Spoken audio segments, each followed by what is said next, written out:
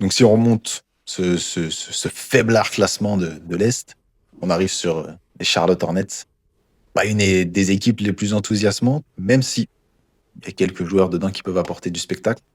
14e la saison dernière, 29e attaque, 24e défense, donc ils ne pouvaient pas vraiment espérer mieux.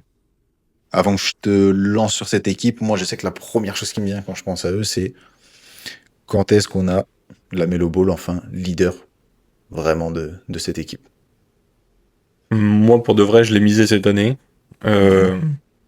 J'espère surtout que ce sera une meilleure sélection de shoot, en plus un mode vrai meneur. Je trouve qu'il a quand même plus de monde qui l'entoure que les dernières années. C'est un peu plus cohérent l'effectif, etc. On reste à Charlotte, d'accord. Il n'y a pas Bien sûr. de, Oui, non. il y a pas de choses extraordinaires qui va se passer. Mais Bah, je trouve pas que ce soit l'effectif le plus dégueulasse de l'Est, ouais, surtout dans le bas de classement. je suis d'accord avec toi. Après, je te rejoins sur les points de la Melo Ball. C'était exactement ça que je disais dans le sens leader.